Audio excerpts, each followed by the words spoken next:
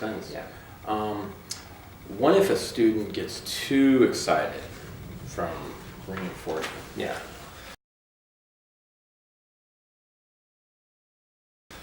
Well, there's a number of angles to go with that. I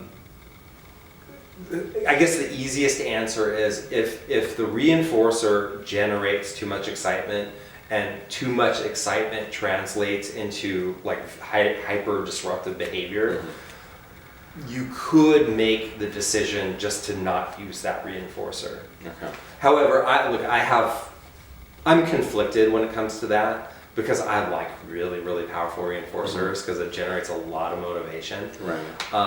So I might try first to have the student maintain some level of calm in the presence of that reinforcer. Right. So I'll more or less turn it into like not a stress management program, but like just a calm program. Okay. Where the student is experiencing that reinforcer and not getting so elevated that they get out of control. Okay. Yeah. So what that means is when they start to get really elevated, you say, "Oh, that's too much," and you pull it back. Right? Let them calm down for a second. Hey, much better, and then you let them engage in the reinforcer again. So they start to learn where that line is about where it's getting too much, too high. However, that can backfire too. So like if that proves to be just much too frustrating for the student, then we might say, okay, well, we gave it a shot. Yeah. We'll put this reinforcer away right now and Gotcha. we'll come back to it at another time. Okay. No, that makes perfect sense. What should I do if I'm working in a classroom and the teacher doesn't want me to use any of the students' like favorite reinforcement?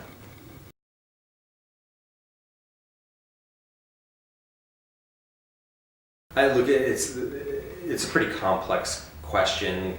I think you have to weigh the reason why you're working in the classroom.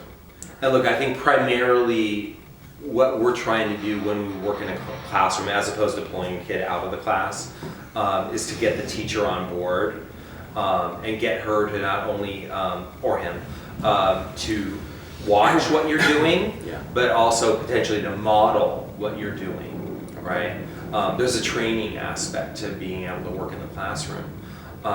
Now, if the teacher makes a request to not use a certain reinforcement, it may be a legitimate reason, it may be not.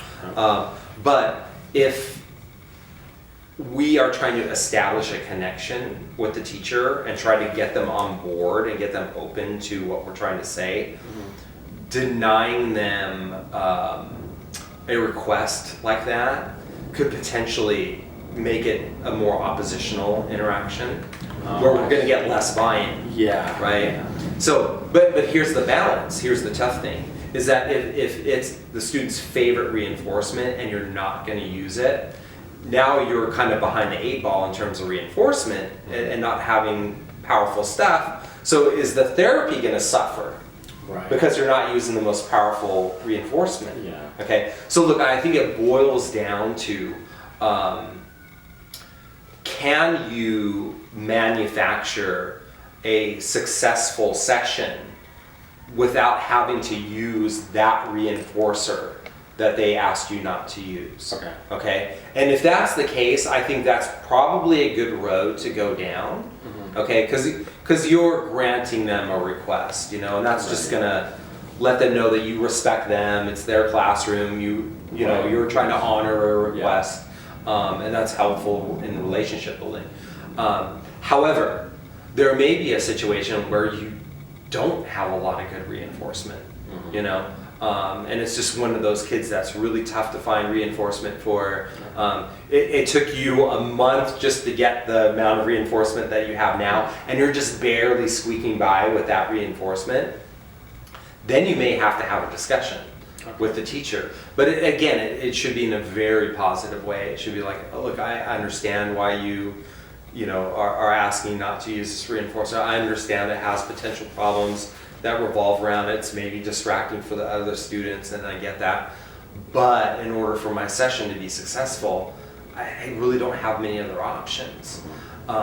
So what I'll try to do is minimize the, the problem that's surrounding this reinforcer, and I'm going to try to work as best I can with you while still using this reinforcer, Okay. So just get them to understand like the necessity for having this reinforcer, and you certainly understanding their point of view, and then get them try to understand your point of view. Okay. Like I'm struggling here with reinforcement, Right. and I mean I'm doomed, if I'm not going to use this. Yeah. But I'll try to make the best of both worlds, with it. That And I makes think that's perfect probably sense. the best that you can do. Okay. Cool. Okay. Well, that was it basically. All right. Thank you very much, Rick. I appreciate it. Absolutely. Thanks a You're lot. welcome. All right. Okay, Thank good you. luck. All right. Thank